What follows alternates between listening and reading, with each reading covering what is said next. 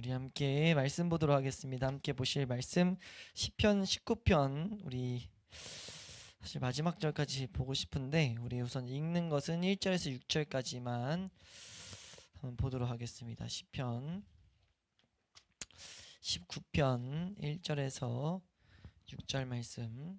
네, 우리 한 목소리로 합독하도록 하겠습니다. 함께 읽습니다. 시작. 하늘이 하나님의 영광을 선포하고 궁창이 그의 손으로 하신 일을 나타내는도다. 날은 날에게 말하고 밤은 밤에게 지식을 전하니 언어도 없고 말씀도 없으며 들리는 소리도 없으나 그의 소리가 온 땅에 통하고 그의 말씀이 세상 끝까지 이르도다. 하나님이 해를 위하여 하늘에 장막을 베푸셨도다. 해는 그의 신방에서 나오는 신랑과 같고 그의 길을 달리기 기뻐하는 장사 같아서 하늘 이 끝에서 나와서 하늘 저 끝까지 운행하며 그의 열기에서 피할 자가 없도다. 아멘. 네, 오늘 우리 시간에는 기독교 강요 1권 14장 20절에서 22절에 대한 내용을 보도록 하겠습니다. 내용이 짧고 사실 그 내용은 너무 간단해서 오늘은 딱 이 텍스트에 있는 것을 핵심적인 것을 보고, 사실 보면서 제가 이제 뭘 생각했냐면, 이번 학기 공부하면서 시편을 좀 공부했는데 제가 공부한 내용 중에 시편 19편을 하나 공부했어요. 근데 그게 완벽하게 지금 오늘 보게 된 이 20절, 21절, 22절의 내용을 녹여놓은 거여서 빠르게 텍스트에서 봐야 될 것만 보고 그 시편 19편에 있는 내용들을 간단하게 우리가 말씀을 보도록 하겠습니다. 상세한 강론은 아니고. 그래서 이 제목 자체가 창조에서 얻는 교훈들이잖아요. 창조에서 얻는 영적 교훈들을 우리에게 주고자 이런 창조에서 반드시 묵상을 해야 된다는 것이 중간 대목에서 나오는데, 묵상하다 보면은 잘못된 사념으로 갈 수 있어서 그것들을 앞에서 철저히 우선 막은 거예요. 그러고 나서 이제 이 챕터를 마무리하는 이 시점에서 핵심적인 이제 실제 우리 칼빈이 말하고 싶었던 것을 말하고 있다는 거죠. 그래서 20절을 보면 하나님의 놀라운 솜씨 우리 알아야 돼 라는 것으로 시작하거든요. 20절에서는 첫 번째 줄에서 6줄까지만 한번 읽어보도록 하겠습니다. 한번 잘 읽어보세요. 제가 중간에 한 번만 끊을게요. 두 줄까지만 먼저 읽어볼게요. 2줄 시작. 한편 이처럼 지극히 아름다운 극장 속에 있으니 그 분명하고도 확실하게 드러나는 하나님의 솜씨에 대해 경건한 즐거움을 누리기를 부끄럽게 여기지 말자. 네, 지금 이 말이 어떤 느낌인 거냐면, 그러니까 지극히 아름다운 이 극장이 뭐예요? 창조예요, 창조. 우린 창조 세계 살아가잖아. 근데 이 칼빈이 약간 이렇게 비꼬는 것 같지도 좀 읽히더라고요. 그러니까 너 부끄러워서 안 읽는 거지? 부끄러워하지 마 이런 거죠. 부끄러운 거 아니면 왜 안 하는데? 뭐 이런 게 담겨 있는 거예요. 약간의 책망. 이거 당연히 해야 되는데 우리 하나님 사랑한다면서 왜 안 해? 해! 지금 이렇게 하고 있다는 거죠. 우리 같이 하자 이렇게 말하고 있다는 거예요. 예, 부끄럽게 여기지 말고, 우리 부끄러운 일 아니니까, 마땅히 해야 될 일이니까, 자랑스러워도 될 일이니까 우리 더 이 일을 적극적으로 해나가자라고 하면서 이런 말 합니다. 우리 네 줄 더 읽어볼게요. 시작. 다른 곳에서 말한 바와 같이 그것이 믿음을 위한 가장 주된 증거는 아니지만 그럼에도 불구하고 그것은 자연 질서 가운데 첫째 가는 증거이므로 어디로 눈을 돌리든 눈에 띄는 모든 것들이 다 하나님의 지으신 것들임을 생각하며 또한 동시에 하나님이 그것들을 창조하신 목적에 대해 경건하게 묵상하여야 할 것이다.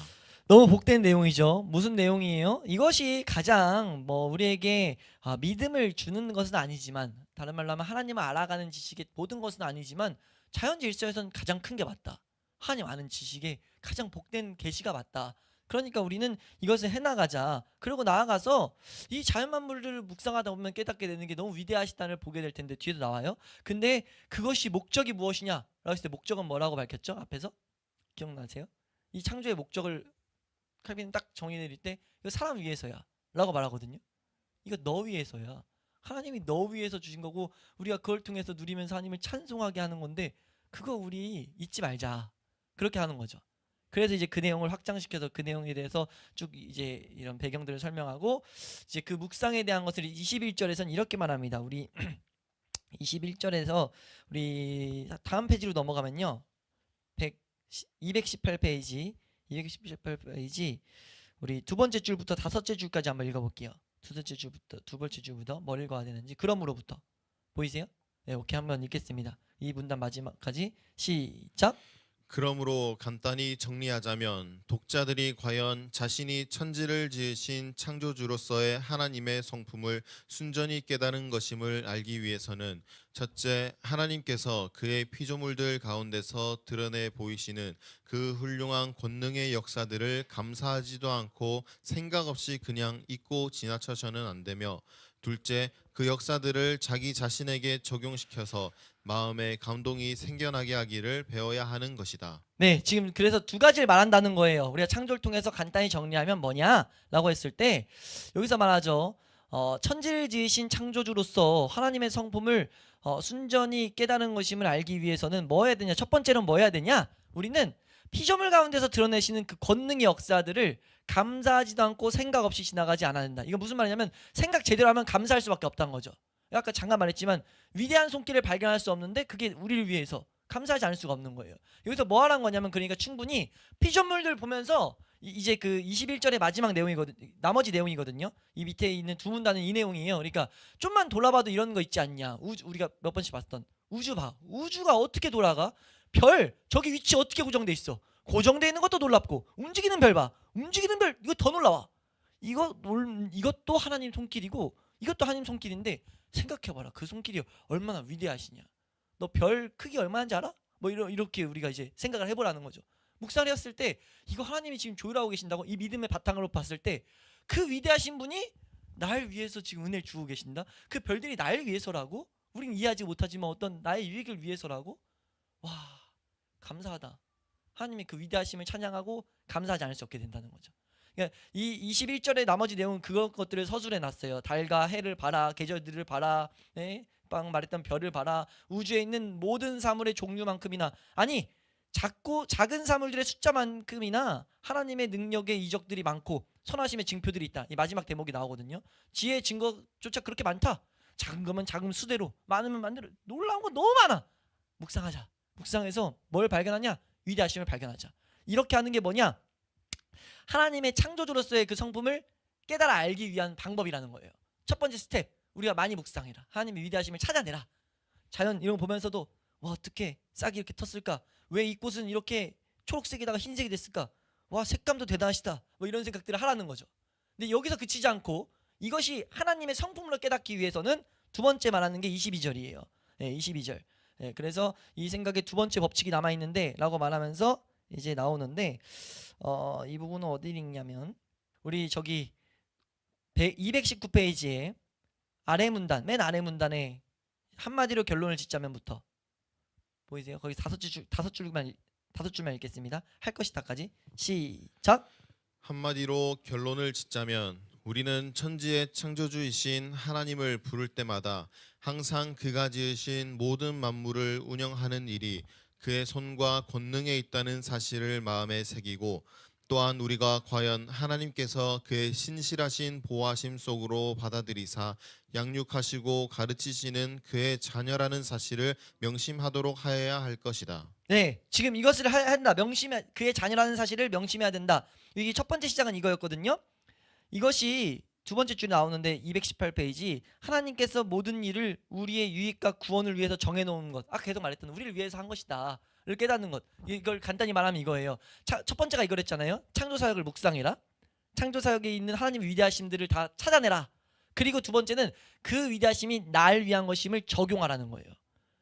하나님의 자녀된 날 위해서 그 모든 능력들을 행하고 계신다. 그럼 우린 뭐 하게 되냐? 그의 자녀들이라는 사실을 명심하게 되냐? 명심하도록 해라. 그럼 뭐 하게 되냐? 라고 했을 때 감사와 하나님에 대한 신뢰로 우리의 마음을 이끌어 갈 수밖에 없다는 거죠. 이렇게 묵상하면 하나님이 그 모든 능력으로 날 얼마나 사랑하시는지 조금이나마 우리가 발견하게 되는 거예요. 이 자연 만물을 통해서도. 그래서 우리는 그렇게 되면 우리로 하여금 더 어떻게 만드냐? 온 마음을 다해서 하나님을 사랑하는 데 힘쓰게 된다는 거죠. 하나님을 경배하고 하나님을 섬기는데 앞장서게 된다는 거예요. 앞장서고 하나님을 섬기고 하나님을 사랑하는 게 우리의 각오로 되는 게 아니라 이 위대하심을 보는 가운데 그런 은혜들을 우리가 받아들여서 이 하나님의 창조주로서 있는 지식들이 우리를 하나님 앞으로 끌고 간다라는 것들을 이제 칼빈이 설명한 거예요. 이해되세요? 이거를 시편 19편이 아예 그냥 그대로 복사해서 노래하고 있습니다. 시편 19편 한번 띄워주시면, 시편 19편은요 우리 이 내용으로 이제 이 내용은 이제 읽어보시면 다 이해되니까 보는데, 이게 시편 19편의 내용을 좀 풀어 설명한다 봐도 무방해요. 이 성경은 창세기 1장에 나타난 창조의 시작을 노래하는 시입니다. 노래를 정리했을 때 이 시편 19편은요 창세기 1장에 나타난 1장에서 3장에 나타난 이 창조의 시작을 노래하는 시예요. 그래서 이 여기서 핵심은, 여기 이제 1장에서 3장의 핵심은 모든 것은 말씀으로 이루어졌다거든요. 창세기 1장에서 3장의 핵심은 모든 건 말씀으로 이루어졌다, 이것을 좀 말하는데, 여기서도 말하는 게 그 말씀에 대한 능력을 이제 강조해요. 그래서 시편 19편의 구조를 보면 두 가지 책을 합쳐놓은 것과 같다라고 보통 이제 학자들이 분석을 해요. 두 가지의 정확한 내용이 나오거든요. 1절에서 6절, 7절에서 14절 이렇게 나눠져요. 그래서 1절에서 6절은 자연 만물을 통해 나타난 하나님을 찬양하고요, 7절에서 14절의 핵심은 토라에 대한 찬양이에요. 그러니까 하나님 말씀에 대한 찬양. 근데 이게 왜 두 가지로 되어 있냐면, 두 가지 사실 한 내용인데, 결론을 말하자면 이거예요. 1절에서 6절 통해서 우리 한 절씩 한번 좀 설명드리면, 1절만 한번 읽어보겠습니다. 1절 다시 한번 1절 함께 읽습니다. 시작. 하늘이 하나님의 영광을 선포하고 궁창이 그의 손으로 하신 일을 나타내는도다. 그게 너무 아쉬운 게, 제가 이거 아까 오전 예배 때 말씀, 아침 예배 때, 낮 예배 때 말씀드렸다시피 원어 성경에는 1절은 이게 아니에요. 1절을 딱 해가지고 뭐가 되어 있냐면은 인도자를 위해 다윗이 지은 노래, 다른 해석으로 다윗이 노래를 지어서 많은 사람을 인도에 가기 위한 노래라고 되어 있어요. 다윗이 노래를 지어가지고 많은 사람을 인도에 가려고 쓴 노래예요. 이게 1절로 보라고 적어놨어요. 이거는 많은 사람들이 올바로 인도돼야 될 그런 노래다라고 적혀 있다는 거죠. 그래서 시를 통해서 하나님을 보여주겠다라는 마음으로 쓴 시라고 이해할 수 있어요. 하나님 마음을 보여주겠다. 그래서 1절을 보면은 하늘이 하나님 영광을 선포하고 궁창이 그의 손으로 하신 일을 나타낸다. 뭐냐? 온 우주가 하나님을 나타내고 있다. 온 우주가, 우주 만물을 주관하시는 하나님을 우린 볼 수 있다. 이걸 지금 다윗은 말한다는 거죠. 아니 그 몇천 년 전 사람이 찬을 보면서 온 우주가 지금 하나님의 영광을 선포하고 있어. 왜? 그의 하신 일을 나타내는 거기 때문에. 창세기 말씀 봤어? 그거 봐봐. 하나님이 말씀으로 모든 것을 주관하고 있어 라고 말하면서 2절 말씀에 뭐라고 하냐? 날은 날에게, 뭐라고 해요? 날은 날에게 말하고 밤은 밤에게 지식을 전한다. 이게 원어로 보니까 어떤 표현이냐면, 날은 날에게 보여지게 하고 밤은 밤에게 분명하게 말한다 라고 해서, 낮에는 낮에 있는 것들로 해서 지금 분명하게 경험적으로 전해지게 만들고, 밤은 밤대로 이제 정확히 하나님을 경험하게 만들고, 이런 것들이 막 나타난다는 거예요. 그리고 3절 말씀도 이제 말도 없고 말씀들도 없어. 그들의 소리는 들려지지 않는다. 아무튼 이것들 쭉 해석하면서 말하는 게, 자연 만물이 계속해서 뭘 하냐? 소리치고 있다는 거죠. 소리쳐서 뭘 소리치냐? 하나님이 지금 행하신 일. 여기서 좀 특이한 표현이 4절 말씀에 하나님이 해를 위해서 하늘의 장막을 베푸셨다. 이게 원어로 분석하면 뭐라고 분석되냐면, 라인이라는 게 있어요. 선, 단어. 라인을 그으셨다. 하나님이 해를 위해서 라인을 그어가지고, 이게 뭔 표현이에요? 기가 막힌 게, 다윗이 하나님의 은혜로 깨달았다는 게, 이걸 썼을 때는 과학도 없고 천체 현미경도 없는데 뭘 보는 거냐면, 해는 그대로 하나님 정해준 라인대로 막 돌고 있어. 자전, 공전 그 개념 설명하는 거예요. 하나님이 정해준 라인대로만 돌고 있네. 이런 걸 다윗은 보면서 하나님 대단해. 하나님이 진짜 하나님의 만물 자들인 능력 말하고 있는 거야. 그걸 그 백성들에게 막 가르치고 있는 거예요. 자연은 하나님 말씀하신 대로 가고 있다. 그러니까 해는 그의 신방에서 나오는 신랑 같이 같고, 그의 길을 달리는 기뻐하는 장사 같다는 건, 하나님이 정해준 그 길을요, 해는 걸어가는 걸 불평 없이 감사함으로 막 걷는 거예요. 이 안에 5절 6절에는 뭐가 들어있냐면은, 자연 만물은 봐봐, 자연 만물은 하나님을 나타내고 있는데, 하나님 말씀대로 살고 있는데 그걸 너무 기뻐해. 하나님 말씀 따라 사는 게 그의 삶의 가장 복된 일인 것처럼 나아가고 있어. 근데 너흰? 이 질문이 들어있는 거예요. 근데 사람은, 자연 만물 봐봐, 그 모든 자연 만물은 기뻐하고 있어, 그 자신의 길들을. 근데 너희도 하나님의 말씀으로 지어져 있는데 너희는 왜 그거 몰라? 백성들에게 책망같이 들으면서 마땅히 깨달아야 될 걸, 묵상해야 될 걸 말하면서 동시에 책망을 하는 거죠. 권면과 책망이 담겨 있는 거예요. 우리 자연 보고 하나님 묵상해야 돼. 묵상을 하는 게 마땅한 의무야. 왜? 사람이 지금 이탈돼 있다, 문제가 있다. 하나님이 지으신 그대로 살아가는 게 가장 복된 일인데, 하나님 말씀하신 길 따라 걸어가는 게 가장 복된 일인데, 사람은 하나님 찬양하도록 지음받았는데, 야 우리 하나님 찬양 안 하잖아. 자연 만물은 계속 하고 있는데 이거 보면서 우리 이상함을 느껴야 돼 라고 말하고 있다는 거죠. 그래서 7절 말씀 보면요. 7절 말씀 한번 읽어볼게요. 7절. 네, 우리 7절입니다. 시작. 여호와의 율법은 완전하여 영혼을 소성시키며 여호와의 증거는 확실하여 우둔한 자를 지혜롭게 하며. 이게 사실 칼빈이 앞에서 말했던 내용들을 말하는 거예요. 여기 뭐만 하냐면 성경 아니면 안 돼. 우리가 그래서 하나님 말씀 주신 거야. 하나님 말씀을 주신 거야. 이게 무슨 표현이냐면 우둔한 자가 뭐예요? 1절에서 6절 통해서 말한 이 원리, 방금 설명드렸던 이 원리 당연히 알아야 되는데 니들 왜 몰라? 잘못됐어. 근데 사실 잘못될 수밖에 없는 게 다 우둔해서 그래. 우리가 지혜가 없어서 그래. 근데 지혜를 갖게 하는 방법이 있으니 그게 뭐냐? 우리에게 주신 토라다. 우리에게 주신 말씀이다. 이 여호와의 율법은 완전해서 그 자체 능력이 있어서 영혼을 다시 살리고 그 여호와의 증거는 확실해가지고 우둔한 자들을 지혜롭게 만든다는 거죠. 토라를 찬양하는 거예요. 그래서 그 교훈은 우리 마음을 기쁘게 하고 그 계명은 순결해서 우리 눈을 밝히는 거죠. 눈을 밝히니까 뭐가 됩니까? 이제 제대로 보이는 거예요. 1절 6절에서 보이는 거예요. 그래서 말씀을 막 찬양하는 게 왜 그냥 찬양하는 게 아니고 이 말씀이 우둔한 자를 지혜롭게 하기 때문에. 그래 우리가 말씀을 통해서 뭐 해야 되냐? 말씀을 통해서 사실은 자연 만물을 통해서 계시되어 있는 하나님을 찬양하자. 우리가 그걸 하나님을 발견하자. 다윗이 그걸 노래로 부르고 있는 거예요. 그래서 10절 말씀 보면은 10절 말씀 뭐예요? 금 곧 많은 순금보다 더 사모할 것이며 꿀과 송이꿀보다 더 달아. 이 말씀들을 찬양했죠. 그러면서 이제 11절까지만 읽어보시면 11절. 네, 11절입니다. 시작. 또 주의 종이 이것으로 경고를 받고 이것을 지킴으로 상이 크니이다. 네, 이것을 이제 알게 돼서 뭐 하냐면 12절부터 14절은 하나의 기도입니다. 기도인데요. 이걸 분석해 보면 우리 오늘 이걸 자세히 볼 건 아니었으니까 이게 성경이 이걸 말하고 이렇게 말하고 있구나 라는 것만 보면 이제 원어를 공부하다 보면 제가 이제 공부하면서 그런 어려움을 저도 사실 공부를 진짜 못하는데 히브리어 제 교수님이 워낙 뛰어나셔가지고 히브리어를 너무 잘해서 히브리어 안에 하나님이 선택하신 이유가 있거든요. 히브리어 안에 진짜 많은 메시지를 담을 수가 있어요. 언어 자체가. 그래서 그 언어를 분석했을 때 그 언어를 수로도 분석하고 그 언어가 되게 이게 그 찾아가는 우리가 한자도 비슷한데 한자에도 보면은 한 단어 안에 두 가지 단어가 돼 있어서 두 가지 뜻이 막 조합되어 있는 글자거든요. 되게 비슷한데 히브리어는 그런 것들이 더 확장돼 있단 말이에요. 그 안에서 이제 파악하면 뭘 보냐면 12절은 예수 그리스도의 보혈을 의지하는 기도가 하나님의 영광을 나타낸다는 것을 가르치고 있어요. 그러니까 이 12절 나의 허물을 능히 깨달은 자가 누구리요 나를 숨은 허물에서 벗어나게 하소서라는 이 다윗의 기도인데 이 기도가 신약의 적용이 어떻게 되냐면 예수 그리스도의 보혈을 의지하는 기도 우리가 그런 기도를 하는 것이 하나님의 영광을 나타난다라는 것을 이 언어 안에 표현하고 있어요. 그러니까 얼마나 신비하겠어요. 저 보면서 가르칠 능력은 아직 안 되지만 근데 찾아가면 와, 가슴이 벌렁벌렁 거리긴 해요. 진짜. 그러니까 말씀을 연구하는 게 왜 제사장들에게 가장 복된 일이었는지를 제가 이제 좀 어렴풋이 간접 경험을 좀 하긴 하거든요. 아무튼 이제 보는데 제가 이제 너무 기뻐서 이거는 다 그대로 적어놨던 내용들인데 13절은 예수 그리스도의 부활을 의지하는 기도로 하나님 영광을 드러내요.